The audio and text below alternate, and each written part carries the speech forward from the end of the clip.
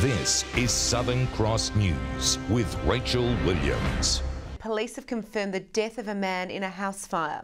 Emergency crews were called to the scene of the Georgetown fire this morning and discovered the body of a 30-year-old man. Authorities say the cause of the blaze was a candle left burning, reminding people of the importance of working fire alarms. 2 boats have been destroyed after fire ripped through a popular Hobart Marina overnight. Witnesses woke to the blaze, helping fire crews battle the flames as toxic smoke filled the Lindisfarne waterfront. The remnants of a boat ravaged by fire. One remains floating, the other all but sunk. Those sleeping at the Lindisfarne Marina describing last night's horrifying scenes. I was in bed asleep, and when I got out of bed, it was just flames everywhere, smoking flames. This vision captured by witnesses showed the scale of the blaze. Fire crews called just before 11 last night as the flames jumped to nearby boats. Access was a problem early, and due to the severity of the fires with the fiberglass and other particulars of the boats burning, it was a big battle early on. Fellow boaties helping crews battle the blaze as toxic smoke filled the waterfront. Firefighters using breathing apparatus as several people assisting were treated for smoke inhalation. He said he could hardly breathe. It was so thick. Yeah, because of the black smoke and the smell of burning fiberglass. Because one of the boats was set adrift, still alight, and then there was also another boat that was still ablaze. 2 fire crews had to work on separate areas of the docks to contain 2 fires. The vessel adrift coming to rest on the opposite arm, now submerged. This morning's devastation revealing the seriousness of the blaze. Luckily, no one was injured. If it happened at 3 in the morning, and because there's a couple of people who sleep on their boats here, the whole marina could have gone up. Everybody's just devastated because the fellow who owns this is really sick. And yeah, it's just not good. And the other couple, I think they were in Swansea at the time. It's this vessel fire investigators need to inspect to determine exactly what caused the blaze. Until it's floated tomorrow morning, crews are unable to say if the fire is suspicious. The boat is still leaking some diesel, a small amount, however that's been contained by Tasmania with their emergency spill kit, so there's no dramas and no impact on the environment. The impact of the fire, more than $700,000 in damages. Jacqueline Robson, Southern Cross News. Police are investigating a second suspected arson attack at a property in Clarendon Vale. Fire crews were called to the house on Rockingham Drive around 9:30 last night. Initial investigations indicate the fire was deliberately lit. It's the second fire at the property this week, with the home engulfed in flames on Monday. Police believe a number of parties have been held at the address prior to the incidents. Anyone with information is urged to contact Crime Stoppers. And Tasmanians caught in the housing crisis have held a picnic protest, making a plea for a sustainable solution to the problem. Tenants sharing their stories of desperation in the rental market crunch as they face possible homelessness. A community coming together in the face of crisis. A picnic protest on Parliament lawns for Tasmanians at risk of homelessness. A group of Tasmanians very organically via Facebook have got together and pulled this actually amazing event together in the last couple of weeks. In the crowd are many examples of the personal toll of the housing crunch. Jay says she has a good full-time job but struggled for 2 months to find a rental. Basically, after the first few house inspections, I realised something's not right. I've never had to line up for a house inspection before, and all of a sudden there's like 30 to 50 people at every inspection. She was 1 day away from homelessness when finally she secured a home. That last couple of weeks, I was just uncontrollably crying. How is this happening to us? Like, what? It's stories like this being shared at a tent confessional today, with the aim of giving a voice to the vulnerable. We've seen a housing summit and that was great, coming so quick after the election, but we need more solutions and we need more sustainable solutions. Absolutely, the short-term needs need to be addressed, as do the medium and long-term needs as well. And that's what the government is committed to do. We have a significant investment and commitment of $125 million for affordable housing. Resulting from the Housing Summit, the government said it would agree to a data sharing partnership with Airbnb to inform future policies. Yes, we need to have an evidence base, but we also need to acknowledge that it has had an impact, and we need to be thinking about whether or not Tasmania, as the most deregulated sharing economy in the nation, has helped create this problem. a problem looming with more urgency as winter approaches. Michael Breen, Southern Cross News. The program for Dark Mofo has been revealed, and with it, details of a new permanent attraction.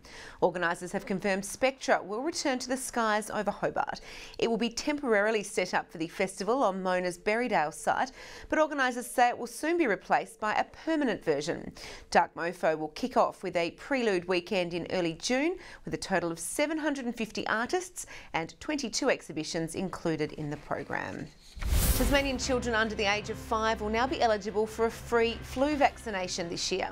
The vaccine covers 4 strains of influenza virus, 2 strains and 2 B strains, and is available from GPs. Children under 5 are particularly prone to catching and spreading the flu. Those who have never had a flu vaccination will need 2 doses, 1 month apart. It's been a heavy-handed round 2 in the TSL. The Northern Bombers beat the Tigers by 62 points, Launceston got up by 131 points over North Hobart, and Glenorchy smashed Lauderdale by 87. New Pies coach Paul Kennedy wanted to keep the foot on the pedal after a strong opening term. His side was 6 goals in front before new recruit Mitch Walker sent another through the sticks. It would lead to a black and white onslaught. Walker kept the champagne flowing on his way to 4 goals for the day before Tim Mosquito gave Lauderdale something to cheer about. The pickup from remote Northern Territory converting 3 majors on KG5. But other highlights were few and far between for last year's grand finalist, as Glenorchy ran out convincing 81-point winners. After parachuting down to the Blues from Devonport, Mitch Thorpe had a day out. He banged home 7 goals to mark his welcome to the team. Rivalling him was Sonny Whiting, booting 4 of his own. Launceston looking every part a premiership contender as they picked apart a hapless North Hobart to win by more than 20 goals. And at UTAS Stadium, North Launceston kept their winning ways from round 1. Up by 6 goals at half-time, Taylor Whitford's men kept the Tigers at bay, the Northern Bombers adding another 5 goals in the final term to seal a 62-point win. They smell the blood in the water, and they really put us to the sword in that first quarter. Kind of run out of legs at the end with not many rotations, so credit to the Tigers who kept taking the game on. Red Bull Holden's Jamie Whincup has won today's Supercars race at Symmons Plains. Rick Kelly and Cam Waters traded blows early on in the 50-lap dash, but Chaz Mostert had bigger problems to worry about. His car caught fire in the pits. Whincup made it through unscathed to take out maximum points. Makes it Tasmania victory number 12 for Jamie Whincup. His career wins on to a staggering 110. Nice job. Awesome car, thank you. The 200-kilometre, 84-lap race is on tomorrow. Earlier in the day, the Touring Car Masters was smoking hot. In race 1, Tasmanian John Bowe started at pole but ended up placing 3rd. Bowe was then the bridesmaid in race 2 behind Steve Johnson. NBL champ Craig Moller was one of the few highlights for Hobart in last night's Seabull outing against Kilsyth. The men's side going down 72 points to 80, while the women's team had an even harder induction to the season, losing by nearly 40 points. The opening round of a season is often a great unknown, but it didn't take long for the Chargers to realise they have work to do. The women's side was competitive at the start of its stoush with Kilsyth. There was only 10 points in it at half-time, but the home side flatlined in the 3rd period. Chelsea D'Angelo was unstoppable for the Cobras, claiming 25 points, including 3 three-pointers. The visitors keeping their feet on the deck to be up by 22 points at the 3rd change. But there was no mercy in the final period, Kilsyth piling on another 28 points, while the Chargers managed just 13, to leave the final margin at a whopping 37 points. Despite a vocal home crowd, the men's clash looks set to continue the storyline. Isaac Turner sunk the first basket of the game. Trey Nichols returned fire, the first in his 25-point outing. But the Chargers were sloppy, handing over possession to the well-drilled Cobras outfit all too often. The desperation was there, but the execution wasn't. The Chargers were down by 21 points at half-time. Things picked up in the second half. Melbourne United recruit Craig Moller was worth every penny, shooting 22 points with 17 rebounds.